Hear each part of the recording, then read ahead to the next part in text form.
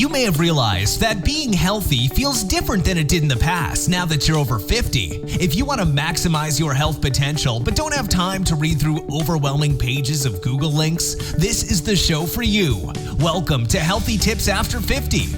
We love doing the research, finding solutions, talking to health experts, and learning what works and what doesn't. Now, your host. She spent the last 25 years dedicated to feeling her best and is here to share her best findings with you, Susan Rosen.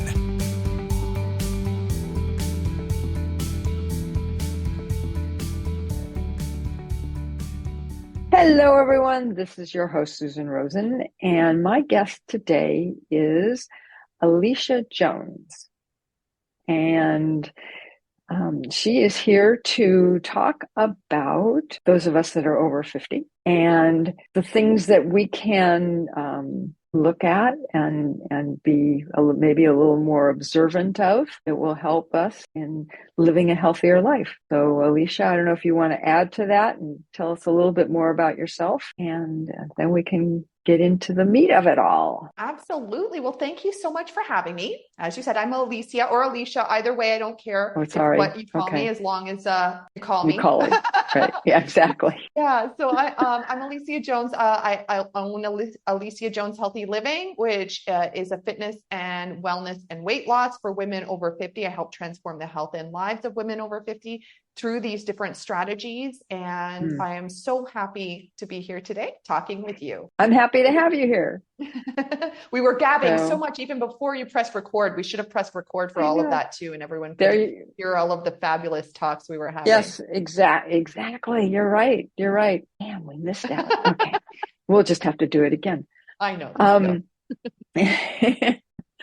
So Alicia, why don't you tell us a little bit more about the kinds of people, the things that you've been working with people on, and is it women, is it men, is it both? You do, women and men? I specialize only for women that are going through peri-menopause, menopause, even post-menopause, because they're all different hormone issues that occur during each one of those times. Yes, they are. Absolutely adore coaching women. I think we were talking even before this that, I'm in my 40s, which is why a lot of women wonder, how? Actually, they say to me, like, why are you working with us? You don't need to be working with us. But I absolutely adore working with the over 50 population. For me, it's a huge passion. I grew up with a grandmother who was very ill as I was growing up because she was a smoker back in her day. In her day, it was normal to smoke. So she had emphysema, she had heart disease. And so I loved her so much. My mom was a single mother. And my grandmother was the one taking care of me, but she couldn't take care of me after a while because she was getting sick and she wasn't able to take care of me. And then years later, unfortunately, she passed. She passed when I was 15. And I grew closer with my mother and we started to do a lot more things. So eventually my mother got to the age that my grandmother was when she passed away. And my mother was the complete opposite. She never drank. She rarely drinks. Doesn't smoke at all. She did her fitness classes. She took care of herself. And so here she was. If you're from Canada, you know this, but she was we're from Canada, and she did the CN Tower climb with me. And the CN Tower, it was the largest, tallest freestanding building. It has over 1,700 steps. She climbed with me. And I actually used her as my slogan because I was already coaching at the time. But a lot of the clients that I had that were over 50, they said to me, I'm too old to do that. Stop trying to get me to do that. And I said to them, my mother is 72. And so my slogan was, if she's 72, so can you. And so very good. Getting many of these women who are like, I can't do that, to come and do the CN Tower climb. And so she was the complete opposite. And I had this polar effect where I could see what happened when you took care of your health. What happened if you worked on different health aspects, you didn't smoke or you cut back. And so I wanted to share with people what that could do to their health and how that could help you age in a healthy, better quality of life. And so that's why I got into the over 50 population. Okay. Okay. And then what are the different areas it sounds like you don't necessarily just specialize on one or two areas, that you're really looking at more of a holistic kind of. I definitely do holistic. I have different programs for different things. So actually at the time that we're recording this, I have a program that is specialized in optimal health and fat loss. It's a combination program together that focuses in on strength training, because I don't think many women understand the power of strength training. For your overall strength, your quality of life. And for those that do want to lose weight, it also speeds up your metabolic rate and enhances fat loss a little bit faster, because you are working that muscle. Because lean muscle declines with age, right? And right. Yep. Yeah. And lean muscle is also what is in charge of your quality of life. Studies have been done to show that leg strength specifically, is correlated to your quality of life, your reduced risk of falls. None of us want to fall. And so it is so important to be building muscle without bulking up. You don't have to get bulky or be in the gym every single day all the time. But some weight training 2 to 3 times a week would definitely help enhance your lean muscle, help with your strength and quality of life. Yes. It makes a big difference. Picking up your feet when you walk also helps with not falling. Oh, absolutely. Yes, absolutely. You have to pick up your feet, stop tripping on things, look where you're going too, right? For sure. Yeah. My husband's real big on telling me that. Pick up your feet. Like, yeah. He's picked me up off the sidewalk too many times. No. We'll talk about that some other time. We don't need to talk about it on here. Oh gosh. But just know that I'm very experienced at it. Well, good thing you're fit then. Yeah. Well, the thing is, and this is for everybody as well, is that if you do fall, then you have to get better before you can get back into your routine. Absolutely. Yes. And it also takes all of the strength in your body, depending on the fall, it just disappears as soon as you fall. And so you really have to spend some time getting back into it. And I think that's another point, because also like your repair rates shift, right? Like when you were 20, maybe you fell, and then, the next day or two, you're back in the gym, because the reparation rates within the body are so much quicker. And so you do need to give your body the time, listen to your body, and listen to what your body's telling you as well. Sometimes like some people just want to ignore it, and they want to push past and go right into the workout again, because they think they have to, or they need to, or and also it's the mind to body connection. The mind wants to do more. It's like, I should be able to do more. I want to do more. Let me do more. But, I think it's so important to take a step back as well and say, okay, what my body needs from me right now is to just. Oh, no, exactly. Yeah. Cause I was doing weights of, 20, 30 pounds and some stuff. And after I fell the last time, it was just like, okay, I was lucky if I could pick up 5 pounds. Yeah. Oh, how long did it take you to recover? I'm still, I'll show you the bumps and the bruises. Gosh. Yeah, I know. It's something I inherited from my mother, not picking up my feet. She was the same way. What can I say? They give their own gifts, right? The gifts that keep on giving. Exactly. Yeah. So do you actually have people in the gym working out with the weights, or do you have them work at their homes? And how did your process work? So I am all online. So people work with me either one-on-one online. Those are my VIP clients. I also have programs. So for example, like I said, Over 50 Fit and Fabulous is about to come out. It launches a couple times a year. It's a program that is strength training, and we talk about nutrition. And then I come on during something called support seats to discuss questions, go over any modifications that anyone needs, and provide support, because I think we all know that when it comes to getting healthy, for some people it comes easily, and they love their workouts and they love eating healthy and going to sleep early. And then for others, it's the struggle to try and figure out the formula that works best for them. So that's something that I really work hard with each participant that enters my programs is figuring out, okay, so this is the program, but how can we tailor it to you so that it's something that fits your lifestyle, that feels good to you. You know, not everyone loves working out all the time. I mean, I have to take a step back from that because I am in fitness. I do love working out. I do feel the effects, but there are many individuals, especially that are called non-responders, exercise non-responders. So when they do exercise, actually 50% of the population approximately are non-responders, which is why the coaching world still has clients, and we always will, because you know, if you do a workout and you don't feel good afterwards, you don't feel any different, you know, or you're just like, yeah, okay, well, I have to, but you know, for you, you're not feeling the effects at that moment. Physiologically, there are effects, as in, you know, you are balancing hormones, your insulin levels become more balanced. You are helping with your heart health, creating strength in your heart and your muscles, but you're not, you don't get that high. You know, have you heard of runner's high before? Where so some people get the serotonin boost right away. They feel really happy. They feel really energized.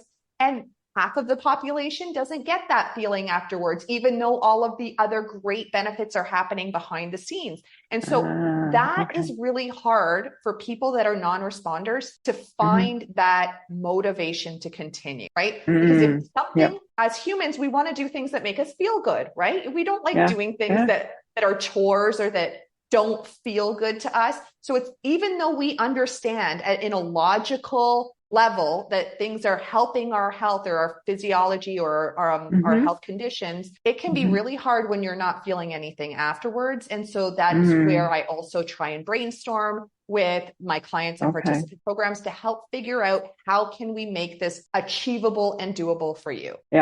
No, that makes a lot of sense. I mean, I used to run, and I loved running, and that was great, you know, and then I would go to the gym a little bit afterwards. But then, you know, at a certain point I stopped running because I was getting older and I didn't want to bang my joints and all that kind of stuff. And so, you know, so now we walk, go to the gym a couple times a week, you know, that kind of thing. But it's interesting because it is so different.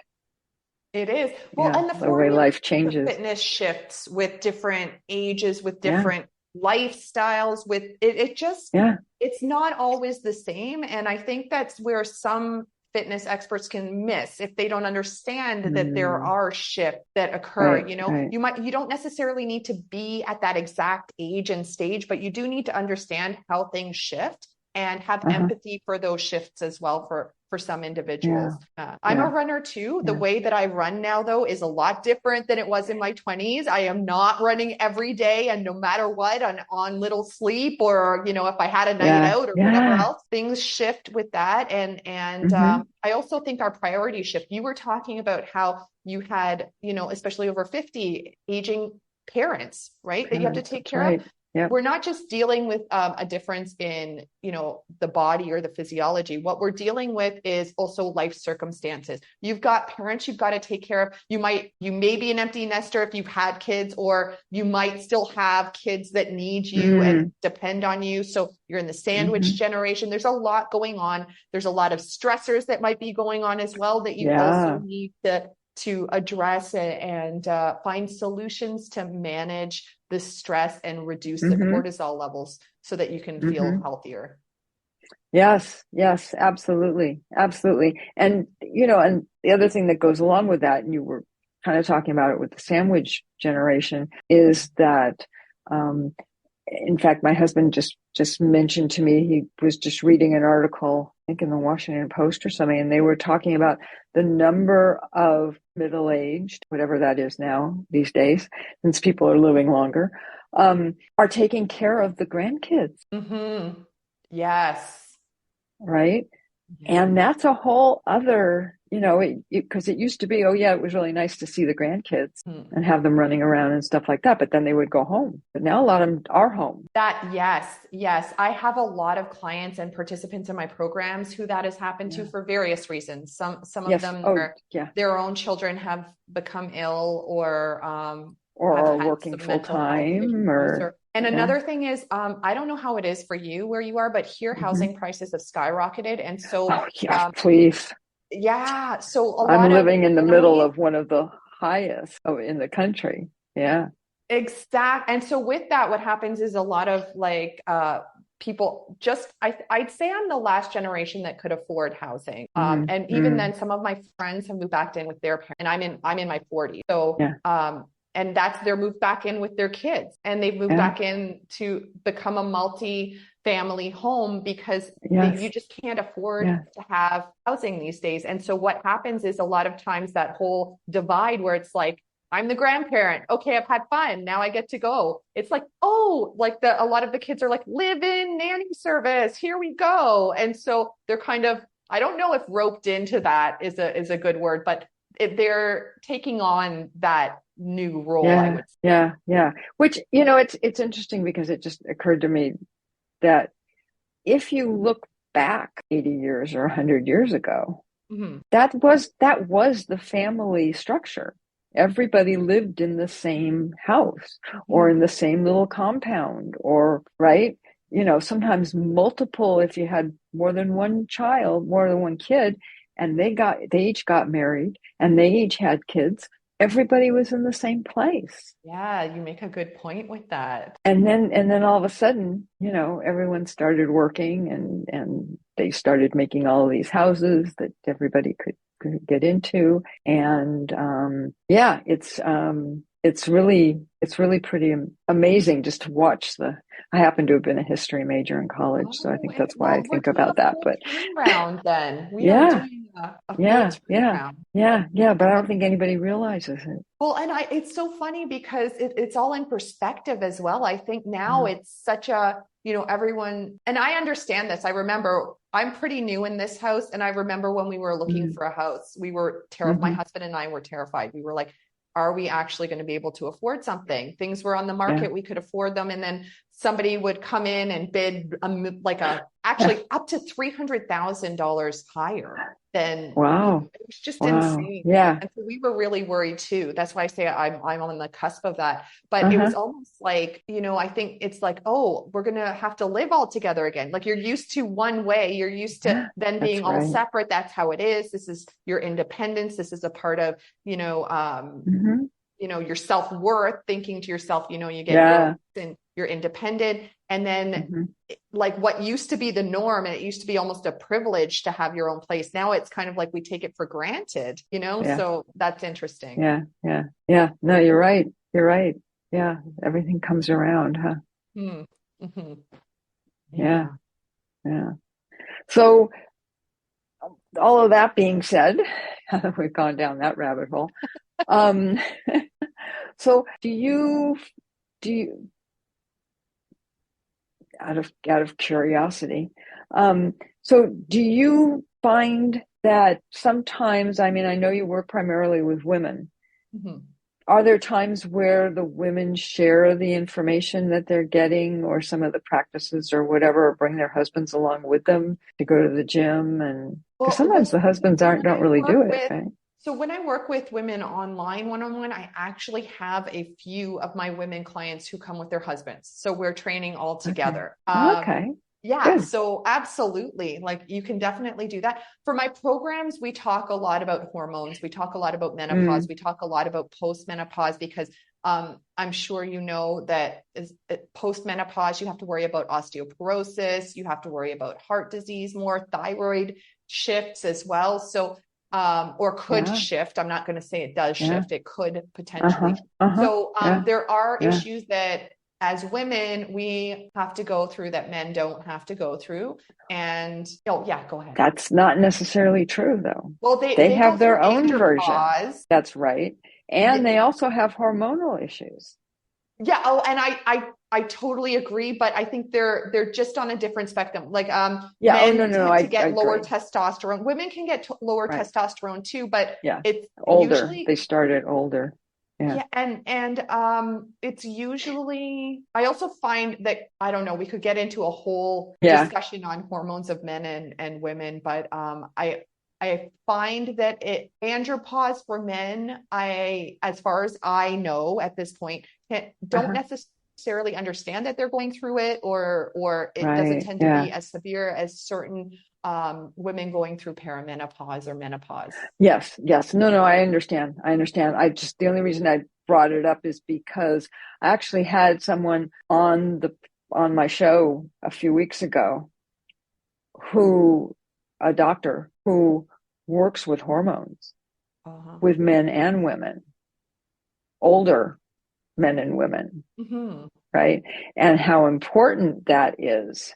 And they've got it now. And this is just for keeping, you're making your memory sharper and just having your body working better, not trying to get out of menopause or get out of andropause or any of that kind of stuff, but just making your whole life better. Yeah. Right.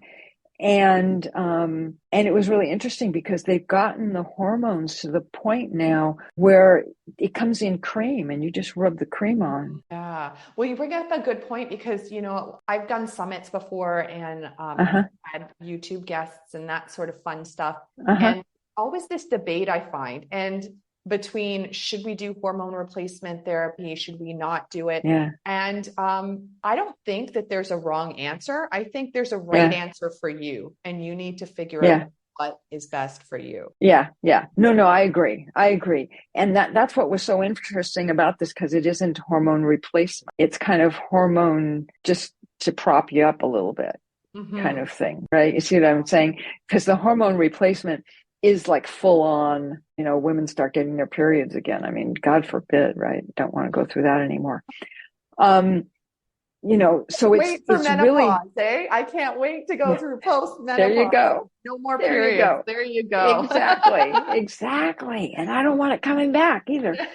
So it's, there's this fine line, and what he was talking about was kind of like, no, this is just to keep you working, keep the body working better, and the mind, the brain, and all of that, which I just found so fascinating. Yeah, yes, definitely when hormones are off balance. I mean, brain fog is one of the main symptoms, right? Bingo. Yes. And lack of sleep, Yeah. Yeah. I don't have that problem, but yeah. Oh, you mean if people don't get enough sleep? Yeah, that's brain fog as well. But but otherwise I'm fine with sleeping. Me too so far, knock on wood. Yeah, there you go. Yeah, exactly. So what do you find in working with older people, right? Are there certain things? I mean, I know it's all very personal. It is all very personal. Because everybody's a little different. But there are some general things as well, I would think, right? I mean, one big thing is just, first your warm-ups may need to be a little bit longer when you're working out. You may need to go up to 10 minutes instead of 5 minutes. You really need to make sure your joints are warmed up. The formula to fitness shifts a little bit more. So as we spoke about, you do need to make a shift more towards weight training or strength training, because the lean muscle is definitely something that you need to start building. With every decade, we start to lose more and more lean mass. And so it is so important to ensure that we're enhancing our lean mass, that we're sparing our lean mass, we're keeping the level of lean mass that we have, because it is so connected to our strength, our quality of life, and if you want fat loss as well, to help with the metabolic rate. Right. So it is so important. Also for bone density, it is so important to do weight-bearing exercises. And so overall, that's something that you need to emphasize a lot more. And I still see a lot of women that are in the older generation trying to focus more on cardio. And absolutely, you want to focus on heart health, of course, when estrogen levels decline, right, then your heart is more susceptible to heart disease, right? So estrogen is no longer protecting as much, especially post-menopause. And you need to be really focusing on heart health. But that, first off, I think that people don't understand that weight training also strengthens your heart. It reduces your blood pressure. And yes, absolutely. Yeah. And, cardio is important, but overdoing the cardio and not focusing on strength training at all, that's going to be a downfall to your overall health and well-being in the long run. So that's one thing. I think two, also, there is overuse injuries that have occurred because, you've lived a little bit longer. So of course you have been doing repetitive motions for a long time, even cooking, for example, moving the pots from one place to another, driving forward creates a lot of shoulder issues, holding grandkids, holding kids, digging in the garden. All of these motions are motions that are wonderful for your health, but they are repetitive and you may have been doing them now for many, many decades. And so you have to start doing rehabilitative exercises, whether or not you feel pain. I've started doing them too since I've entered my 40s. Because you want to make sure that the muscles are balanced. You want to make sure that you're taking off the most pressure from your joints in order to strengthen around the joints and the surrounding structures. So your joints can be as healthy and pain-free for as long as possible. And, these motions tend to be smaller. People are like, oh, well, I'm not feeling like a super intense workout. No, but you are enhancing synovial fluid, which is the fluid, the liquid in your joints. You're lubricating the joints. You're creating more mobility.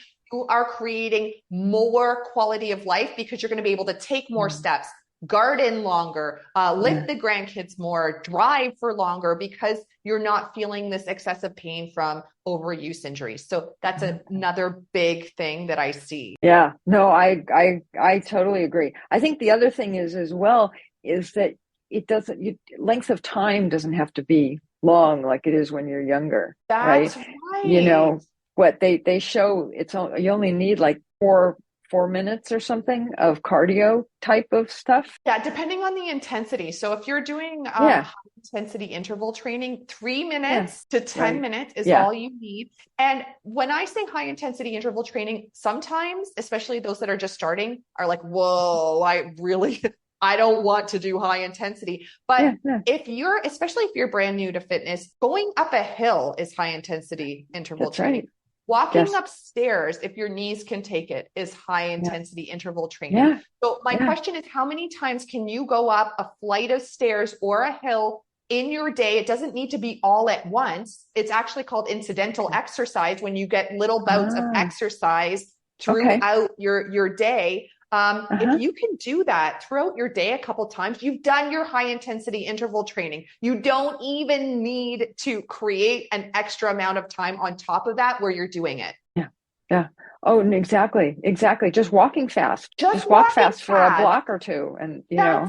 And I think we've all been late for something in our lives, right? Have you ever been late? Yeah. So, late, then get out of the car or the bus or the train, whatever, and just walk a little bit faster to get there. And there you've done your high intensity interval training. There you go. Yeah. So, and I think that's like, you don't necessarily need to, say, I've got to do longer. I've got to do 4 hours. I've got to do an hour of walking, this, that, and the other. If you enjoy it, if it feels good, if you're an exercise responder, as we've talked about, and it actually feels really good, great, go for it. It's definitely going to help with your overall well-being and health. But if you are shorter on time, or, you're just trying to get in more for the sake of getting in more, you don't need to bother.